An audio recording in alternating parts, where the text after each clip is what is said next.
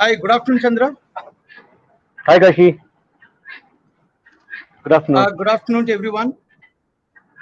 Hi guys, We'll good just wait afternoon. for people to, yeah, we'll just wait for people to just start logging in. We're going to have a very interesting session today. How hot is it there, Chandra? It's 40 degrees here, Kashi. It's kind Okay, of burning. all right. So we have people coming in. Uh, Good afternoon, everybody. This is Kashi, your host for today's session. Welcome to another interesting episode on DocSpot. We are going to be in conversation with Mantravaji Chandrasekhar from Hyderabad. Welcome to the show, Chandra. Hi Kashi, good afternoon. Hi. All right. Yeah, Chandra. We have people coming in. We can do with a little bit of self-introductions. Mm. This is what I know about Chandra. Chandra has been a trainer, a professional certified trainer, since the year 2004.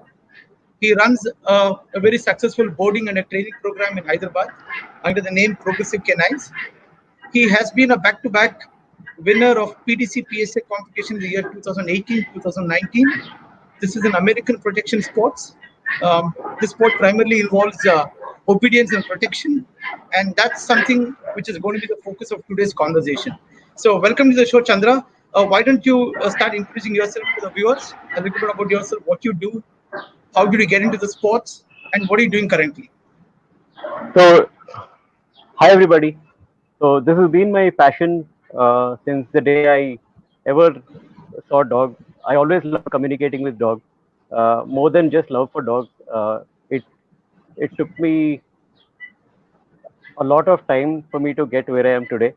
There is so much of passion and then a lot of support from everyone. So, we have a lot of people coming in. Uh, okay, Chandra. Yeah, you're back, Chandra. We can see you. Okay, there's All some right, problem here. Sasi. Hello, Mahesh. Hi, Mahesh. Hello, Achal. Yes, we've got a lot of people coming in. Meera, Ranjit, some of your friends are online. Gaurav. Yeah. So we are going to be talking a little bit about obedience and protection. Hopefully, if the temperature is right, I can request Chandra to show me some of his dogs. But that's completely dependent on you, Chandra. Look at the weather and look at the dogs before you Maybe volunteer. I think we'll wait for a little while because I think it is still hot here around. And like my dog Yoda, he's just like digging up and trying to sit in the corner. So I just Yeah, put him in the yeah, AC. So yeah. I'm all it's excited to kind of see hot Yoda. here. Yoda is Chandra's competition dog. He's had a series of good lucks with Yoda. Yoda is now on his way for preparation to PSA 2. Yeah. Another higher level. All right, Chandra. Now back to the topics of the session. Um, uh, you know, uh, I've been also playing around with some of my dogs, but before I started getting into dogs, some of the most basic impressions that I've had, including some of the pet parents, is that when you decide to start training your dog for obedience or for protection, people feel that the dogs end up behaving like robots. People feel that dogs become distant from the owners. They feel there's a lack of affection. What is your impression about all this? I feel it is more or less with the training system. Uh, like we, especially me, I train with a lot of emotion. So I play with the dog. I show a lot of emotions. It's fun for me as well as for the dog. So that makes it more interesting. So, what kind of training methodologies do you use? We've heard of so I many. I mean, I'm personally, yeah. So I use a lot of positive reinforcement training, a lot of emotions in training. So I show, like I said, I'm a, like a emotional guy basically towards dogs. So I tend to show a lot of emotions. Uh, so if at all I'm not happy with my dog's behavior, with his performance or something, I just show that I'm angry with him. Not in my facial expression. It's not like I abuse him or something, but I just show some, emotion. And that pretty well worked out with my dog. So, for all those people who are joining in, there are different ways to raise a puppy. It all depends on what you want your puppy to turn out to be. But what are the different ways to raise a puppy to turn out into an obedient, a family dog? How would you recommend? So, talking about different ways, it is more or less again, we talk about positive reinforcement, right? We have to see what the dog is interested in. Like, say, some dogs are interested in toys, some dogs are interested in treats. So, different dogs carry different value, like of a treat in a particular site. There are different levels that the dog understands that this is how they have to. And some dogs are even they even like emotion. They even like attention a lot. That itself becomes a reward. Some dog like toys. We have to see what is the interest of the dog in training. So what methods of training, or uh, how do you get a dog to like something? I mean, what kind of a reward system do you use in a dog for him to understand your system of understanding? So basically, it is not like we see what the dog we make the dog to like. We have to see what the dog like. It's not we like impose something on the dog. What is more important is to see what the dog likes and then use it in training. And there is some conditioning we do on the dog, like the drive, whatever he likes, we work on the drive. And there is like a lot of things we do, like conditioning and stuff like that. So, in your definition, you're of course into competitive obedience, but in your definition for a family environment, what makes an obedient dog? Which dog can you call as an obedient dog in a family environment? So basically, you should be able to be calm around people, which is the most important thing. It is not always like trying to, if it is a protection dog, doesn't really mean that he has to bite all the time or keep looking for people to bite. So he has to be calm, he has to be composed, he has to be relaxed, which is most important. Like he has to be like a normal pet dog. It is not like about a protection dog. It's a companion dog at the end of the day. You know? In a family environment, usually you do have one person who's always pampering the dog. I mean, these people will never ever understand that the dog is undergoing a certain regimented training. Yeah. It becomes difficult for everybody in a family to follow a certain system of training when it comes to dealing with a dog. How do you go about advising those families to handle a dog and also at the same time to have him follow a structured obedience? So one of the most important things before they either pick up a protection dog or pick up a puppy to be raised in protection or already trained dog. Okay, so we have to teach them how to actually maintain the training, or like maintain, like if it is a puppy, we tell them like this is what you have to do, like raise the puppy in a certain way, like this would be the feeding timing and all that. So what, like we do not want any type of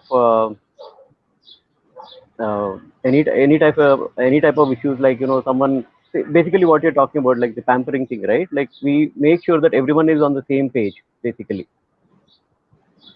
So Will my who is dog not good become at something? I'm sorry. Yeah, Will please. my dog become less affectionate if I start training him every day? That seems to be a popular perception amongst pet So parents.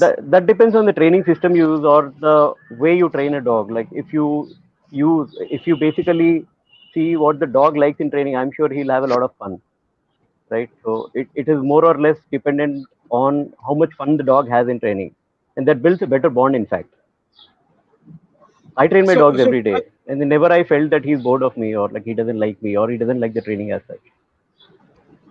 your dog looks forward to training because there is a system that is already in place. He understands the value of the system. The relationship Yeah, has a certain meaning to it. As a pet parent, you cannot be in a training mode every day with your pet dog. right. At the same time, a pet parent wants to be able to say, no, come, keep quiet. How does a pet parent balance it? A pet So parent is it's not a okay. Like, professional trainer. mhm. Yeah, please go on. A pet parent, yeah, pet parent is not a professional trainer. He goes about his doing his daily routine business. So he needs a dog which is obedient. He needs a dog which doesn't bark too much. He needs a dog also to bark when people come in. He needs a dog to keep quiet when the people are in a conversation. And yet they feel that the dog must be obedient at all points of time. So when you're not training your dog on day to day or minute to minute or following a certain system, is it possible for a family to have an obedient dog? Yeah, it is pretty much possible. Like, say, for example, like I am there and there is someone else in my family. So what happens is, like, I expect more obedience from the dog. So I'm pretty strict about it. And if I am away from the dog and the other person is dealing with the dog, so basically they kind of tune to that particular person and they will tend to obey them. This is what generally happens. The dog is also understanding at the same time.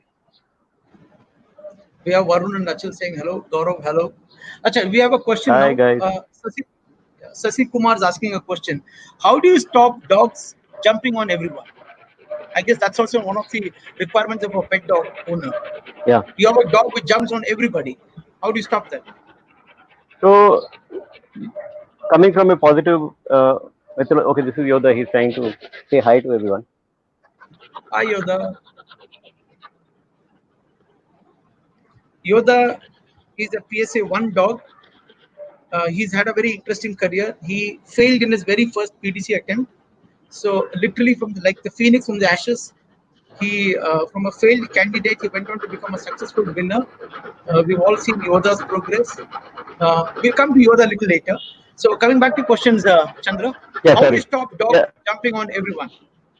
So there is one way of doing it is like when the dog jumps on you immediately, the moment he jumps on you, just turn around. This is one of the oldest ways of doing it. Some dogs require a little uh, emotional, say kind of a no, so something like that. And some dogs even require like some type of correction. So these are like couple of things which I always use in training. But more or less, if I keep teaching my dog what to do and which is most rewarding to the dog, he will always like to do those things rather than just jumping. You'll have to keep your dog So, engaged basically. so Sasi, I hope you got a cue from that answer. If not, you can reach out to Chandra or other trainers on this panel. So you're saying basically don't reinforce a behavior. If a dog Yeah. does something you don't like it, stop reacting or stop reinforcing from day one. Hmm. Yeah. All right. So coming back to a little bit of obedience again. Now, this is my problem. I mean, I have a dog which is super active, but and he's also super obedient. When I take him to a vet, it just becomes so difficult to control him that it becomes embarrassing for me to tell people that I train this dog. I have 3, 4 people holding him down while he's on a vet table. I've always wondered how do people manage to get their dogs calm on a vet table? Is there any tips that you can give us out? How do you go about it? Is it something that can be addressed in their childhood, or is it a learned behavior? So yeah, it's a part of the socialization program. You'll have to take your puppy to the vet every now and then, not to just administer injections or just vaccinations. The dog should be able to see a positive outcome out of going to a veterinary doctor, which is very important. So putting on a table, always you can also do the same practice at home. Like you can just put the dog on the table, make sure that he's jumping on the table, getting some type of reward, like uh, just enjoying jumping up and coming down. So stand on the table, stay on the table for a little while. So this is something, the foundation which you can put at home. And eventually, when you take him to the veterinary doctor, like a couple of times, here and there. So the doctor should not only he should just check the dog, like talk very nice to the dog. If required, you can use some rewards in training. If the doctor is nice and the dog is nice, you can just positively reinforce certain things, certain behaviors in the So, sense like being nice. so it's very important that we have a very good equation with our vets who encourage Yeah. dogs to visit them for a non-medical reasons. Yeah. So we have some questions coming in. Harshit Pandey wants to know how to teach puppies. I think he's got a husky breed. How to teach puppies not to bite on human skin too hard. I wouldn't recommend even to bite, whether it is hard or soft, it is still a bite. So, so not to recommend again, like positive way of looking at it is, you can just, some people do scream. It worked actually with my dog when he was a puppy, he used to bite and all, like I used to scream. So for him, it was something like, okay, oh, I'm hurting this guy. So he just moves away. So like, probably like twice or thrice, he never did that. But, I engaged him in other activities, like when he's about to, or before he's about to, I've been reading his behavior, right? So I understand what he's going to get into. So that is one way of looking at it. And there are people, who say hit with a newspaper. It sometimes works. It's not really harsh. Newspaper is not harsh. It definitely does work. But though I wouldn't recommend it. So you're saying stop giving reactions or give a reaction which kind of communicates to the dog that you're not enjoying it. Yeah, so that depends on the dog. If he's a soft dog, then definitely, like your scream can help solve the behavior, right? Solve the problem basically. Okay, we have a question from another certified trainer. This is Varun Anand. He's a good friend of mine. He wants to Mine know too. how to stop dogs. He's a good friend of everyone. How to stop dogs pulling towards other dogs on walks. Okay. Pulling, now you'll have to see the root cause of the problem. Whether he's pulling to be aggressive, he's pulling just because he wants to play. Whatever the reason is, I think, you'll have to train him to walk in the first place. Pulling is a different thing. Like when he's allowed to play, you can just leave him free and probably also use a command that, okay, free or whatever. That's what I use with my dog. So when I'm in training, I put him on a training command. When he's off training, he can just move around with other dogs, people. So it's fine by me. So it's most So we have important you another train a question. dog to walk and also walk freely. All right, Varun, I know you already knew the answer, but thank you for asking the questions. Namrata Rao wants to know what kind of families do you recommend or do not recommend for a working line dogs? It's an interesting question. What kind of families do you recommend or do not recommend for a working line dogs? What is the role of a breeder of a working line dogs to screen families for their puppies? We'll come to the second question a little later. It's an interesting question. What kind Mhm. of families do you recommend for a working line dogs? So working line, basically they require a lot of workout in the start of their life, being puppies. So then their drive have to be put into proper channel. It's very important. So people, the kind of family that needs to raise a working dog is the family which has a lot of time to spend with the dog initially in their life. That is very, very important. So you say that there has to be somebody at all given points of time in a house to be able to have a working line dog. So it also, You okay, I'll go a little more in detail. Maybe like there are like about three people in the family. Everyone has to take turns to be able to engage the dog in some of the other activity, which is very important. And engage in a proper activity in the sense in a positive way, raise the puppy positively, which is very important. Like I said earlier, it is also very important to raise the puppy very positively. So everyone has their own way of dealing with things. So so okay. This is a little broader question. It's really not a part of our uh, today's conversation. But if you have something, I'd like to hear your opinions on this too. What is the role of a breeder of a working line dogs to screen families for their puppies? This is a very so deeper question. Yeah, it is a deeper question. Yes. We'll have to, like, I'm a working dog breeder. So I make sure that I give it to families who can actually handle a dog, handle a working dog basically. So that is very important for me. Handle a working dog in the sense, do they have the time? Do they have so basically we also have clubs for their personal protection training or whatever it is. So if they, like, there are so many things, like they need commitment. They need to be able to give commitment to the dog. Like they should be able, hello? Yeah, we can hear you, Chandra.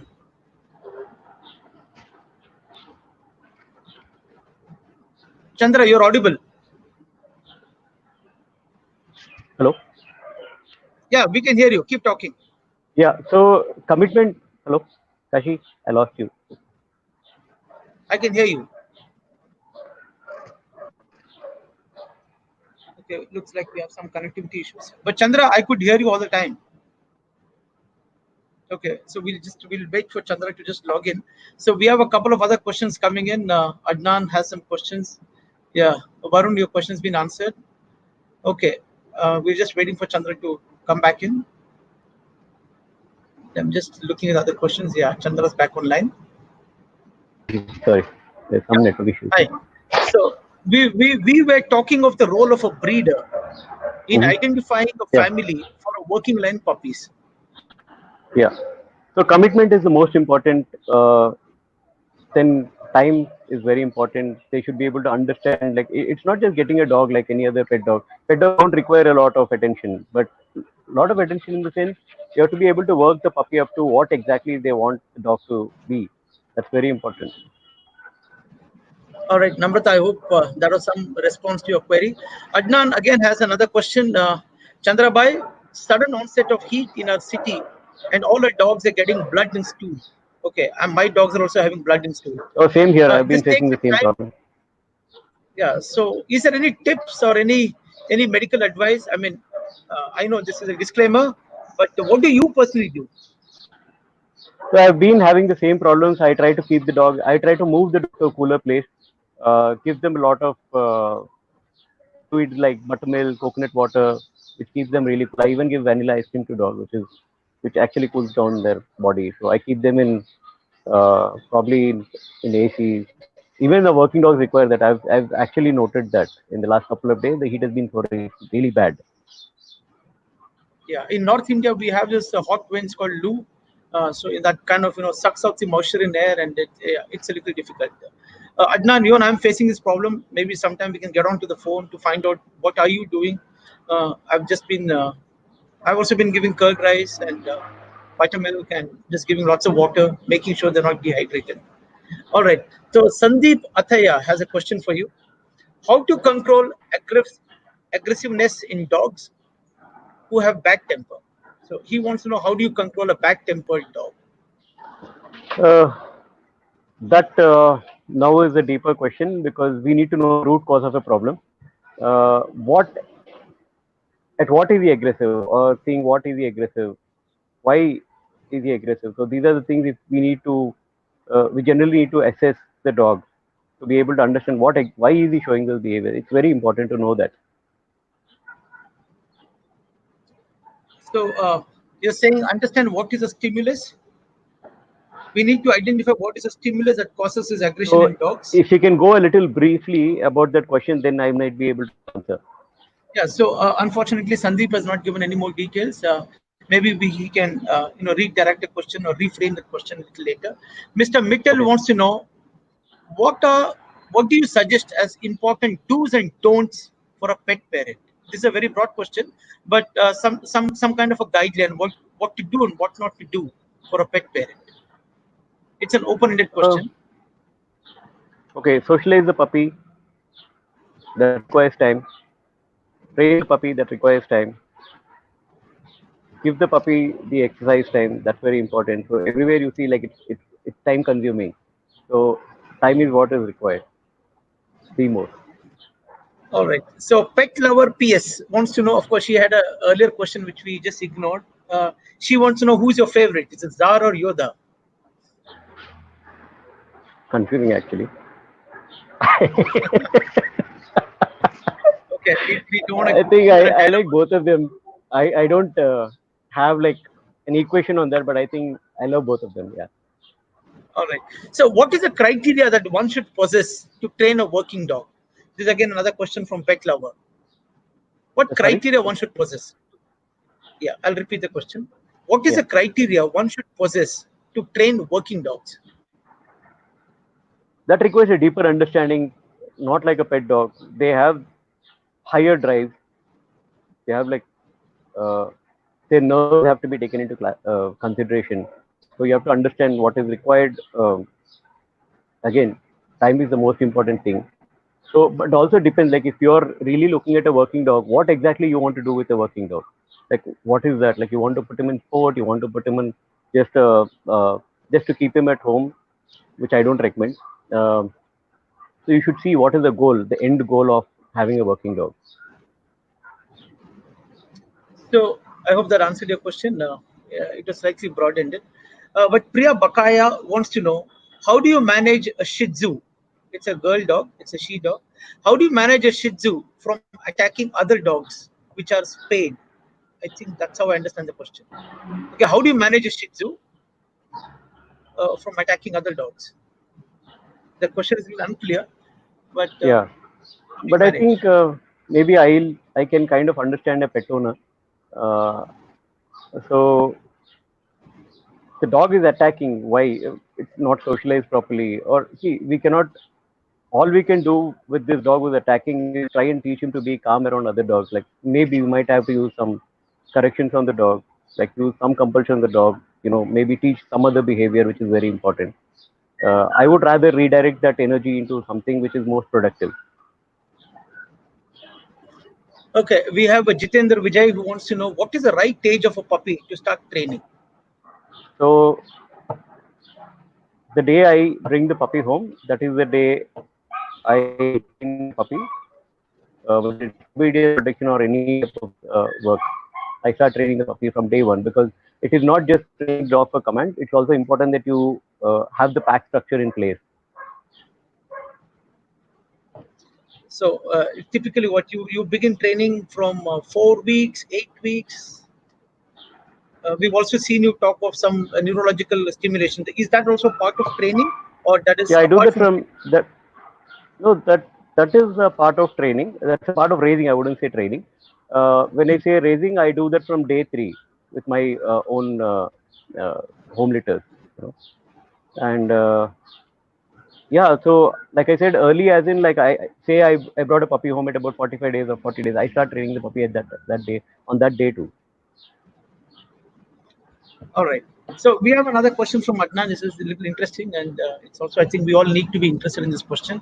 He says, Chandra, what all have you been doing to get more and more people to work their dogs, get working dogs, and to get more and more people into dog sports?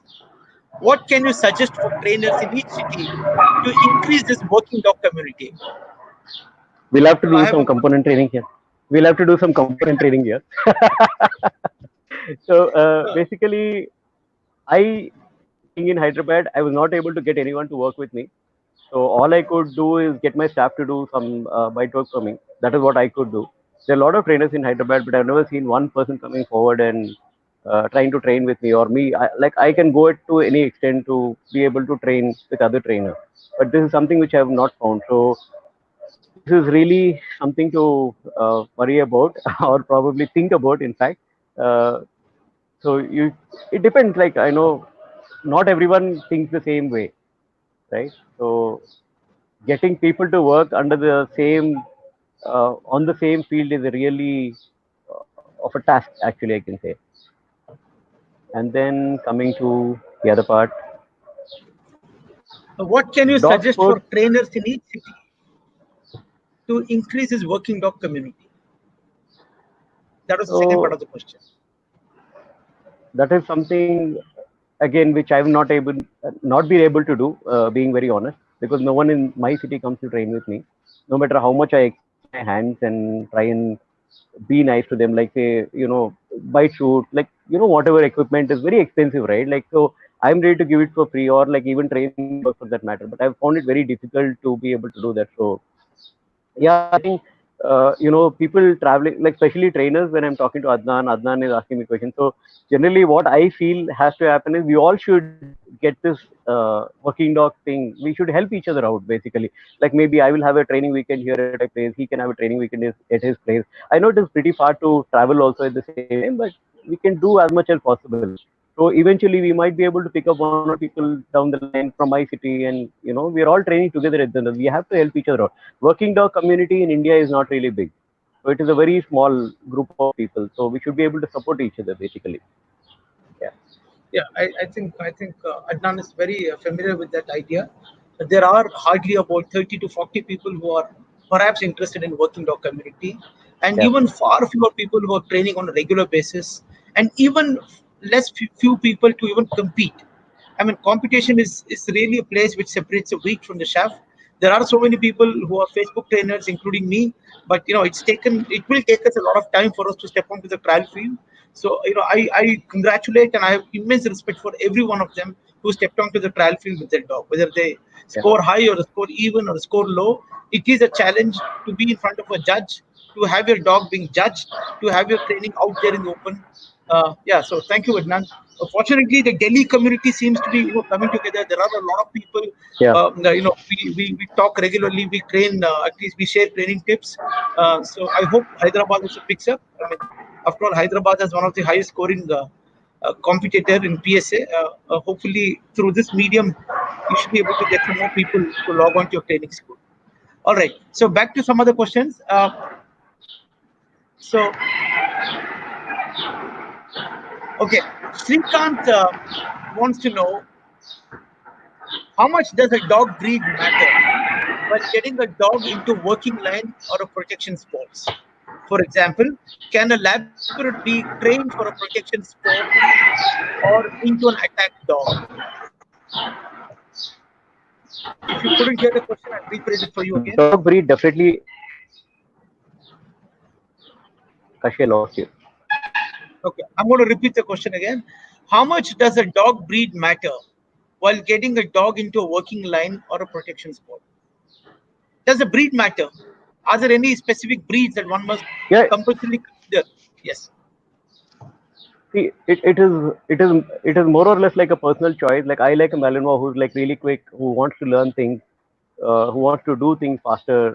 I like a Malinois, but there are some people who like a Rottweiler, a working line Rottweiler, who's like really strong, who want like with our kind of uh, see, India has got a very less gene pool of dogs, like you say Dutchies or Malleys or even German Shepherd for that matter. So these are the only few breeds which we get to select right now in India. So if you want a dog like a German Shepherd who looks royal, yes, he's like you, it's a personal choice again. Like a Malinois, I prefer a Malinois. Someone else prefers a Rottweiler. So their drive, their energy, everything has to be taken into consideration. Yes, it definitely does matter. Now, you asked me about the Labrador. The Labrador, it is against their genetics that they do that work. I have seen a trainer here who has trained a Labrador for protection, who just wrapped up a towel around his hand and just taught the dog to, just keep biting. And that's what he all did. And he started biting the owner too.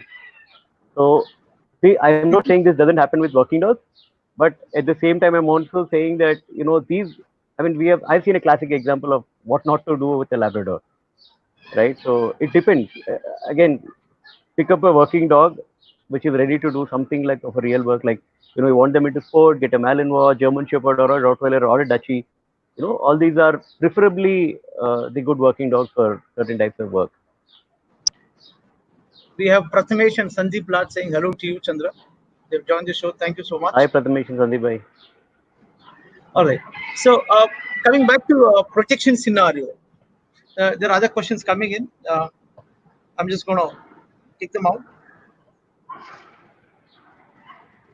So, what type of a family? We've covered some of the questions, so we can just pass this by. But will a protection dog bite my family members? So, like, there are some do's and don'ts again with a protection dog at home. I would not go and pull his tail. I would not go and pull his ears. Most of the families who do not understand how to deal with a working dog exactly do these type of things. So I do pull my dog's ears, but he knows my way of communicating with him. I do pull my dog's tail. If at all the dog understands, if at all I understand what are my dog limits or what are my boundaries, that is something which I always look at. So So what kind of breeds do you? What is your personal preference? I know Malinois and a German Shepherd, but what other breeds would you recommend for a protection dog?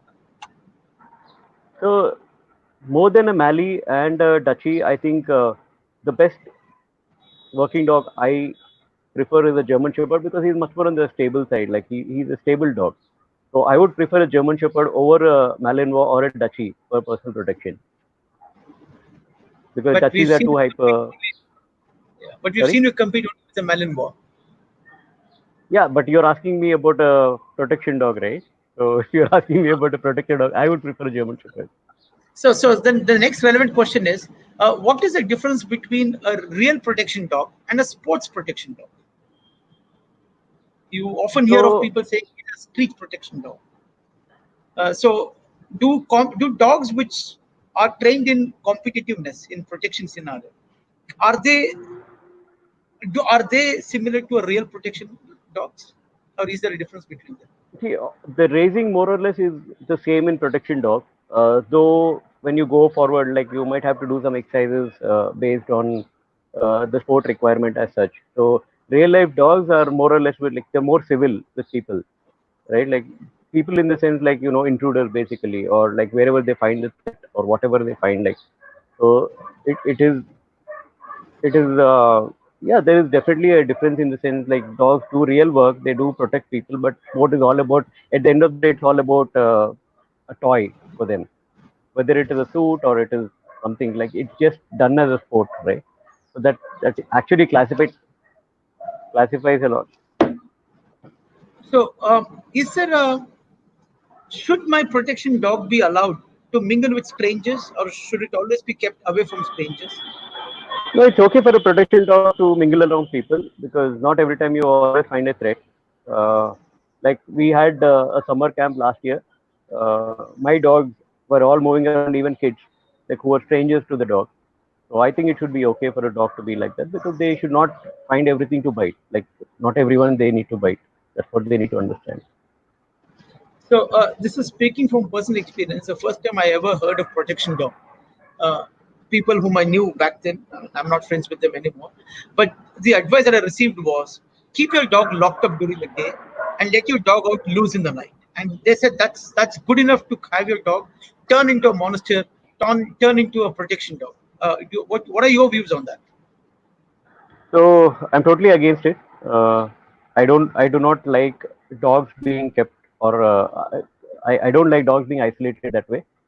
It is the oldest way. It's the oldest or one of the ways to train a dog. I always like to socialize my dog, move around on people. He should be able to understand what is a threat and what is not a threat. So he should be able to understand the social life as well. That is when he'll be able to be a stable protection dog. So a dog which is kept locked up during the day, when you allow him to just roam free in the night, he probably ends up making his own decisions, and some of them may be good Yeah, or bad. He yeah. starts So you do developing not his own know. line of thinking. Yeah, yeah, yeah. All right. So Varun has a question for us. Can a protection dog live with family with young children? Yeah, this is interesting. Or senior citizens. What are the do's and don'ts? So There has been a common perception that protection dogs are to be handled only by young, robust people, primarily because of the drive they have and the kind of strength you require to be able to control them. But can we have a protection dog in a family where our children and there are senior citizens? So, uh, yeah, they can be raised in a family, whether it is old people, young children, or like even people who do not like dogs, do not like the same dog in the same family. It is okay to have, but as long as someone is taking the responsibility of keeping the dog and doing whatever the dog requires, like play, exercise, walking, socialization, like taking them outside everywhere. Because for personal protection, dogs do require to be taken out even if they're older. It is not like during the socialization or the training period you need to expose them to these kind of environments. I think it all boils down to how you socialize a protection dog, Yeah, uh, and how they perceive. I'm sure Varun already knows that he's raising a fantastic litter. So yeah. good luck with that, Varun. Uh, Good luck, Varun. yes. So uh, yeah. So we have Adnan with another question. Is money a big factor that puts away so many experienced trainers to come out and show their dogs and work their dogs? I know it could be other things like short-sightedness or insecurity, which we can't control.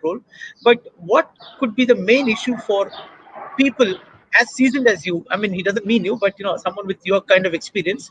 But what could be the main issue for people as seasoned as you not to compete or trial?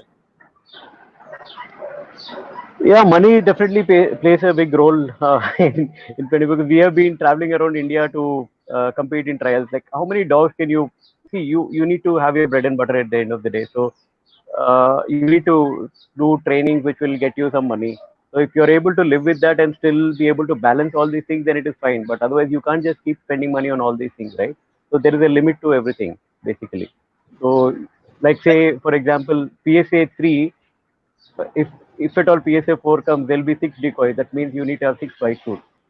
So you should be able to balance out between all this, right? So yeah, that is very important. Uh, and then the second question after that, actually, uh, Yeah. So the second question is, yeah, but I think you more or less answered that. So Adnan, of course, we all know that each trial is very expensive for a dog. I mean, you need to fly your dog, you need to be able to go there a few days in advance. There's the hotel charges, the trial charges. Yeah, I think the idea is that if you're committed to a sport, perhaps hopefully you will want to show your dog a little more and more. But for people on the fringe, people who are not sure, people who are insecure, people who just end up being a Facebook trainer, yeah, I don't think they're going to take the plunge and want to show their dog and also spend money while doing so. Yes, money is a big factor. I'm sure all of us agree. Money in this discussing time becomes even more a bigger factor. You have to be absolutely sure before you start investing money in showing your dogs or taking your dogs out. hopefully all that will come to an end, and we all can hope that the community just gets bigger, with more people coming in, the trial fees gets Like for reduced. me, Kashi, I'll have to tell you, like one more thing is like I said, there is no support for me in Hyderabad basically. Like there's no interested people to come and do some decoy work or learn some decoy work for that matter. So it always for me, because I've seen only myself going through this phase. So I can say that it is pretty difficult. Like I even pay my staff to do this work.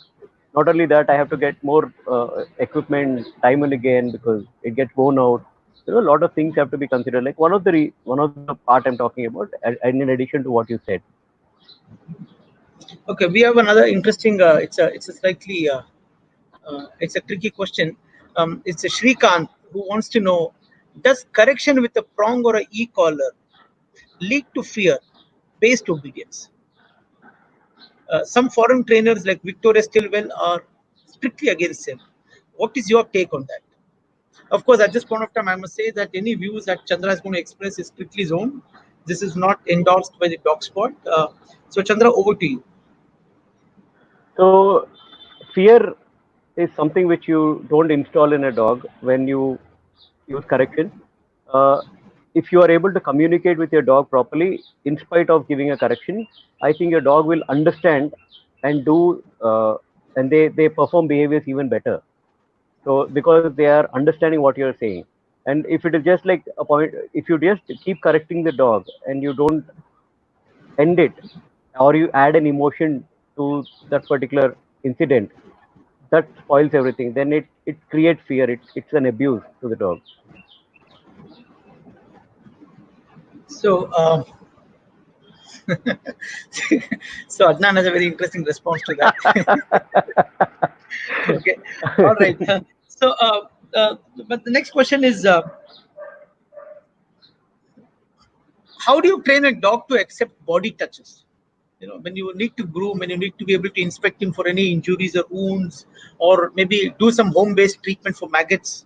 How do you handle a dog, or how do you train him to be handled a little more on the rougher side, more like a inspection side?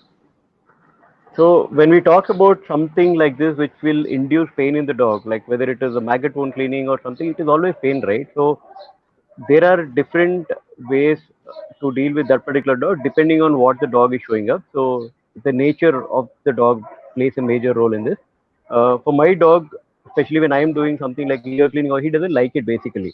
So what I do is like I just like shout at him or I tap him on the back and he's quiet because he understands me, right? Some dogs might require, like, some people actually even put a ball in the dog's mouth if the dog really likes, and they keep doing whatever they feel like, it's like, it they forget the pain in the drive.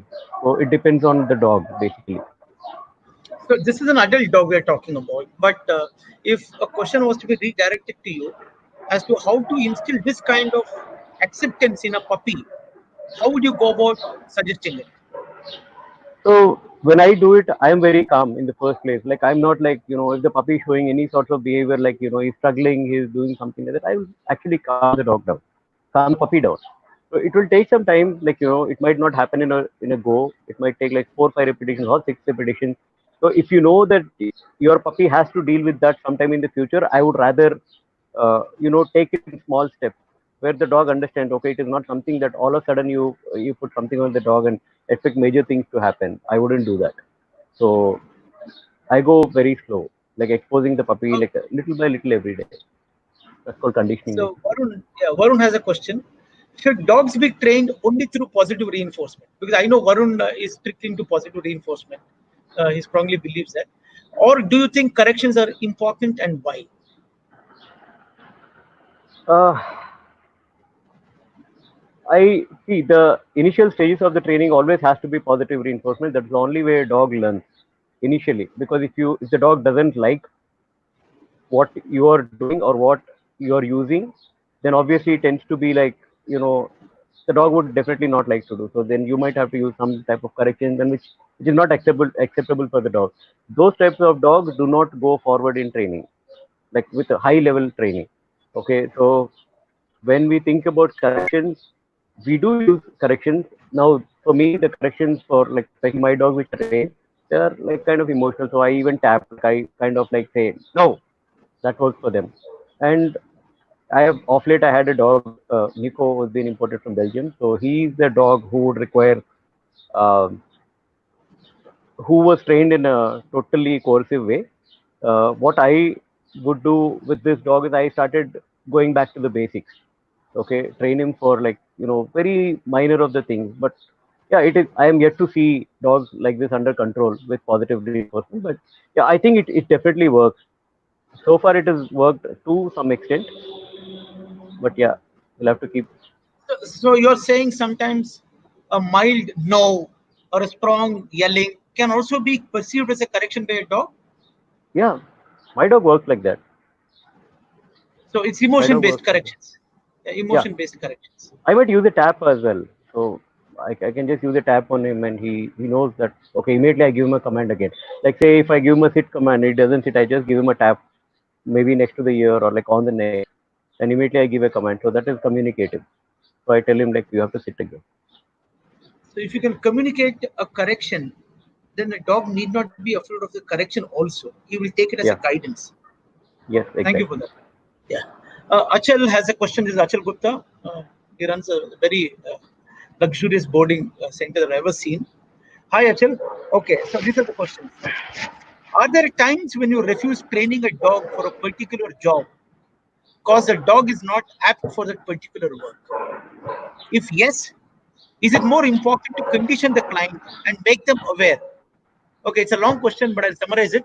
So, is there a time when you refuse to train a dog for a particular job when you realize that the dog is not ready for the particular job, or do you still go ahead and train the dog as a trainer? See, as trainers, I think we will be able to mold the dog, or like as pet boarding centers or whatever, we will be able to do that. But what we cannot do is how the owners deal with the dog. We cannot tackle that point of it. So we have to, all we can do is just explain them, this is what they need to do. And if they take it, it is fine. But more or less, like before taking the dog, I explain the owner. If they say yes to that, then I take up the dog. If they say like no, like if I even feel like some sort of doubt that they won't be able to deal with certain situations, I would refuse the dog, especially with aggressive cases. It's for whatever reason they have become aggressive. I make sure that the owner is following up on the training. If they don't follow up, then there is nothing we can do. And like we as a organization, we always have our terms and conditions, so we have to be binded by that, right? So ultimately, all dog owners must individually take up responsibility for their own dogs and not Exactly. leave it Yeah. to a trainer.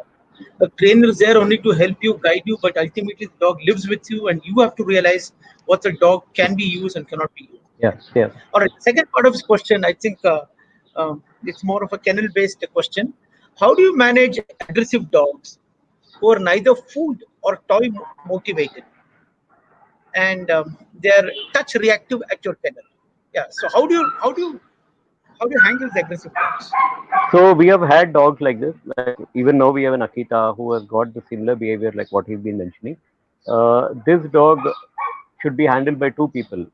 So it might be really harsh for some people, like you take the dog out like in a way which is like not acceptable by the society. But then if you do not want to do or take up the responsibility of training the dog, then you should be able to deal with it in a different way. So like we do not want to train the dog, and the owner said like, okay, you just take him up for boarding. Fine by us. Like we just make sure that he's been here with us for like almost like more than a year right now. They've been he's been under boarding, and we've been just dealing with it. We never had any issue with the dog.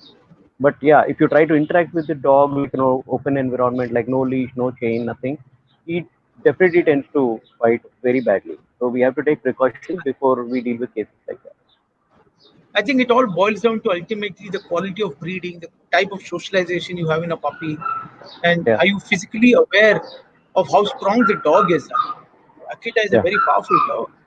yeah, All right, yeah. We, moving on to next question. Sandeep Lal. Hi, Sandeep. Sandeep has a question. Have you faced any accidental injuries during bike work? How do you prevent it? so yeah, so major incidents happen when the handler is not holding the leash properly, or like improper equipment usage, or basically it is more or less like the handling and the equipment what to use. So you have to check your leashes, you have to check buckles, you have to check your harness or the collars or whatever you're using in training, which is very important. In spite of all these things, if decoys and the handlers tend to be lousy, yes, mistakes do happen. So people who are really well versed with what they are doing are the people who need to handle these things. So I've had This, people come and tell me when they watch some dog sports training videos, they tell me my dog barks at anybody who comes to my house, and therefore my dog is a protection dog. I've tried to hmm, explain to them perhaps your dog is just barking out of insecurity, fear, but is okay. that a protection dog? Any dog that barks at everybody at your door, is that a protection dog? For them, yes, it is a protection dog. So, so we know what it takes to make a protection dog, right? Like for example, we spend like about 2.5, 3 years to create a protection dog. It is not easy. It is definitely not easy. It takes a lot of time. It takes a lot of commitment. It takes a lot of knowledge to be able to do all that. It takes a lot of skill to be able to do all that. It is definitely not easy. So if they say it is a protection dog, for them, yes, it's a protection dog. Yes, as a trainer, if someone comes to me saying like that, I will try explaining them. Okay, this is how it is. These are the protection dogs. This is how a dog does, and things like that. But if they do not want to understand, they like they say yes, this is a protection dog. Yes, it's a protection dog. Okay, how's the weather right out there? Is it pleasant weather right now, or is it still hot? I think, yeah, it is still, I think it definitely cooled down compared to the last couple of minutes. Okay, all right. So in the meantime, okay, Adnan has a very interesting. It's not a question. It's more of a discussion.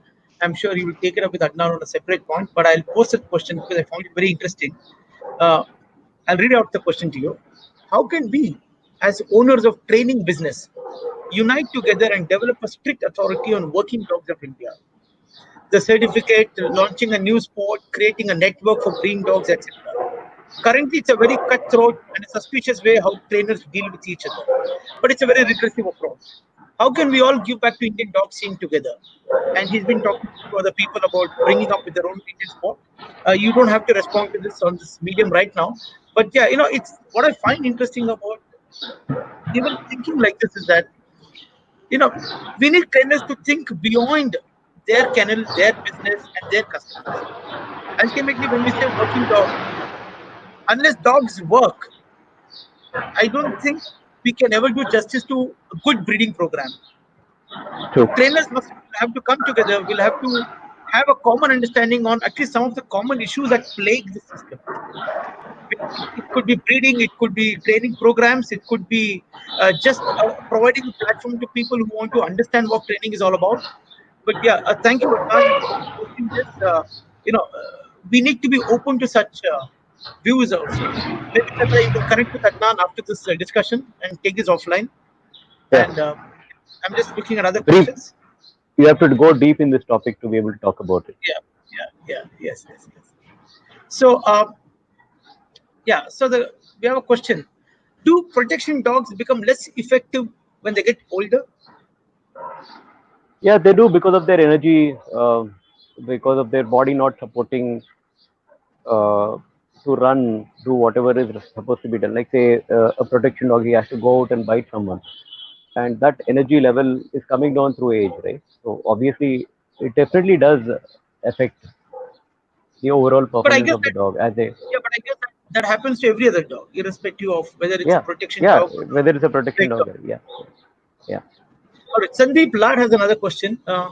Again, what is your experience about keeping working breed regarding old lines or new lines? It's a very, very open-ended question. I'm sure you know what he's talking about.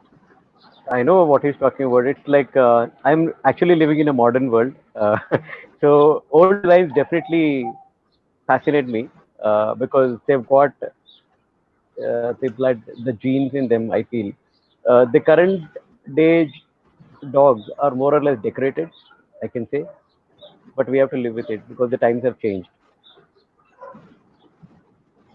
Okay. and we have to Okay. select the This is best another dogs handling. possible. We have to select the best dogs possible out of these lines. Okay. This is another question for you. Um, if you need to transport an aggressive dog, what do you keep in mind? Transporting aggressive dog. So how are you taking it? Like, how are you handling it? These are the couple of think, are they experienced people to handle these dogs? What kind of a tools or what kind of equipment is used to take these or transport these dogs? What kind of a transport you're taking the dog in? How long are you going to take the dog out? Like maybe about 800 kilometers, 900 kilometers. You need to be able to decide with all this. So if they can go much more briefly about the question, then probably I'll be able to answer on that.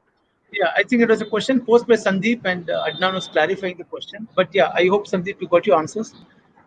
If you were talking about transporting the dogs from homes to your kennel, I guess that's another question. And if it's out of the city, it's another question. Yeah, maybe Yeah. he'll come back. Uh, uh, yes, so I can see there are more questions coming up. All right. So Manan Tiwari wants to know, I got my lab neutered when he was 1 year old. He is now 6 years old, but he's growing fat. uh, I don't see whether if it's connected, but yeah, how to tackle this? What changes in a diet and exercises are recommended?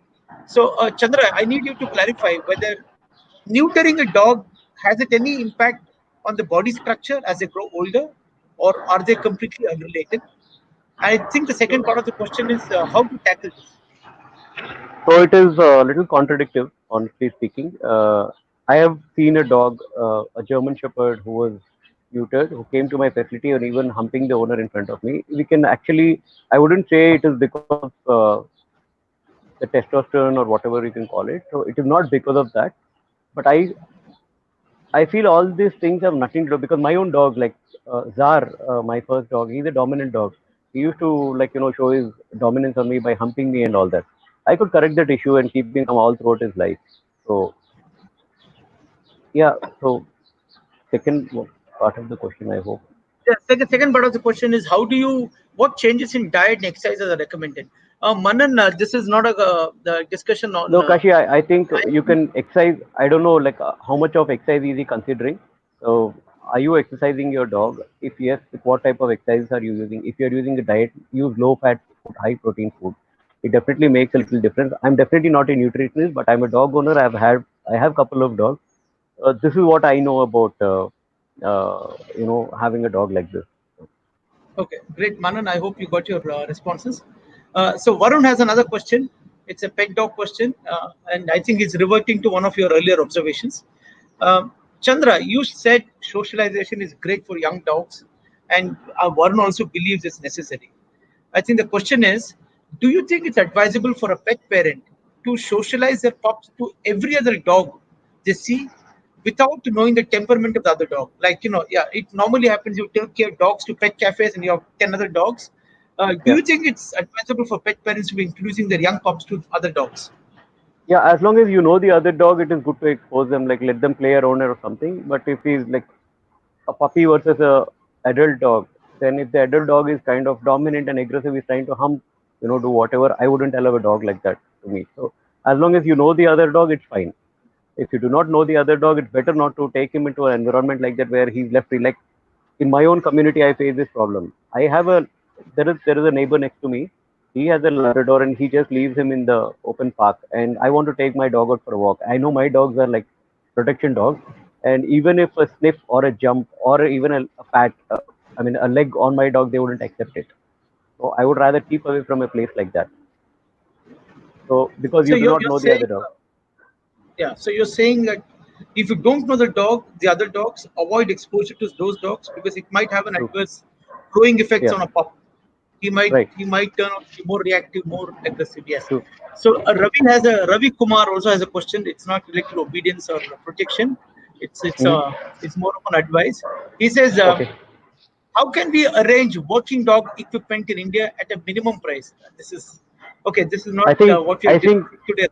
not it no, I think it may be not related to this subject, but I think what we can consider is, I'm sure, like I would endorse Shruti here, or like a couple of other people trying to get some equipment to India.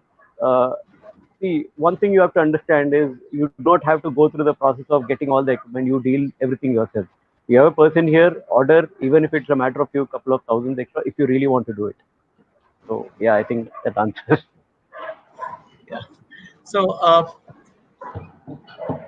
okay. So we are we are there's more questions coming in. I just have to sift out what is more relevant. We don't have much time, so just how does obedience in a dog better our equations with a human? Can you please come again? Yeah. So how does obedience in a dog make our equation with dogs better? No, the question Are I think is obedient? not clear. Yeah, even I think so. So are obedient dogs more? Are obedient dogs a better companion? That's a question. Yeah, they definitely. I wouldn't say the better companion. Even a dog who doesn't have obedience will also try to show a lot of love and affection, jump on you, lick you, do whatever it takes. But with obedience, you create a proper, a kind of a respect, a kind of a better bonding, I would say. Okay, so we have two more questions coming in before the session can come to an end. So Achal wants to know, how do you hand over a board and trained dog after 4 weeks of obedience training?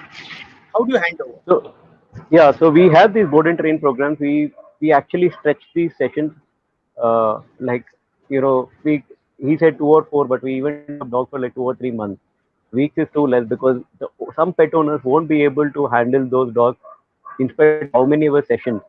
Even that, like even 3 months is less for a dog if the owner is not handling properly. So what we do in our training sessions here is we have owners coming down every weekend on a Saturday or a Sunday in their convenient time. So we train the dog, we hand over the dog to the owner. So we do not wait for the entire training program to get over.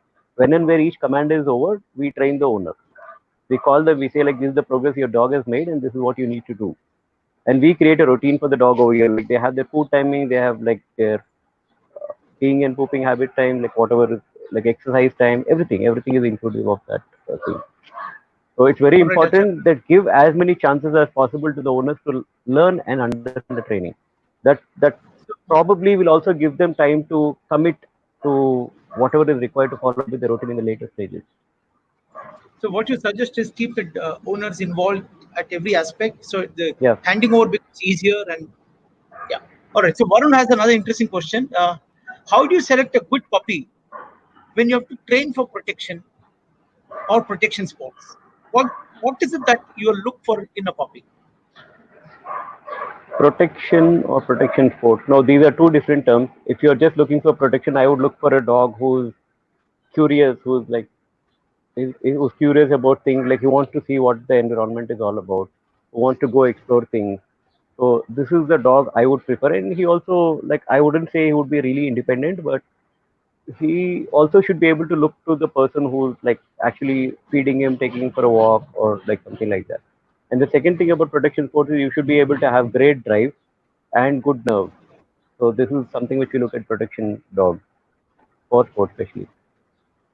All right. So we have it's not really a question, but it's an offer by Sushant AVS. He says, I'm a final year undergrad student, BTech in computer science. What can someone like me contribute to a working dog community, like building software, websites? Yeah, I mean, people with these skills are so much in dire needs. I mean, we Yeah, need these people. we all need to have our inventory back in place. We need to know where we are spending money, how much we need to spend.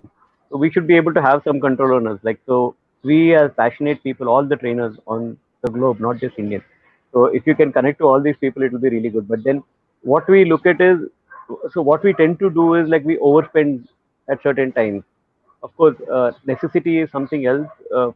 We just go overboard sometimes to get something which might or might not be necessary. So all these things like building software will put everything in place, like accounts, not just that, like all the stocks you have and equipment, like what is necessary, what is not. So all these things should be able to actually, in fact, we are working on a software.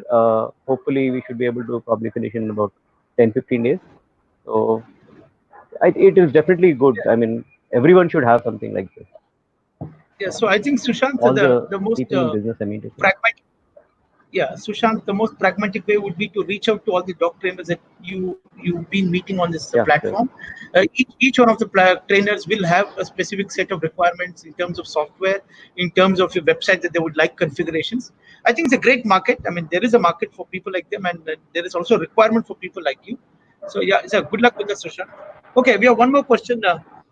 Is Great Dane, Saint Bernards, are they as a breed suitable for protection? Because No, many people definitely have this not. These are opinion that all, the big dogs. yeah. Yeah. Yeah, So so many people basically have this these are dogs who impression look, that the big dogs. I'm sorry. Please continue. you please continue, uh, come up with Yeah. the So question there is again. an impression. Yeah. So there's an impression that the bigger the dogs they are, the better they Hmm? are at appearing to be protection dogs, which is why you have a lot of this. I mean, I'm not talking of Rottweilers, but I'm talking of Saint Bernards, and I'm talking of Great Danes. I'm talking of all these big dogs, big Mastiffs, Neapolitan Mastiffs. So, are they adequate as a protection dog? No, they do not do a lot of protection. Their giant look, what scares people, and that is what they want. So it depends on a person again, like whoever is selecting the particular dog for their environment. It is their own personal choice. But we as trainers, I don't think we'll ever agree to Saint Bernards or Great Danes being protection dogs. Even though I've seen some dogs being like that, but then it is not with most of the dogs that happen. Like in working dogs, like these dogs are meant to do something because we have been testing. They've been tested for so and so period of time. They've been tested for everything. Like maybe some dogs are good at nose work, some dogs are good at something else.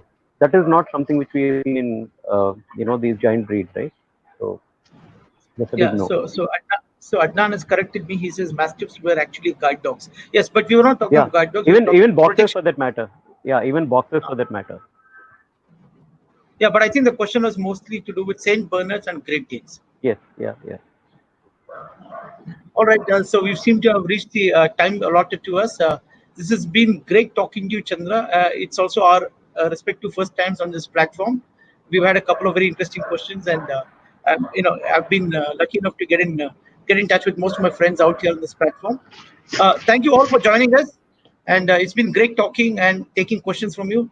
Thank you, Chandra. Over and out. Thank you, Bye. Kashi. Thank you, everyone. Bye.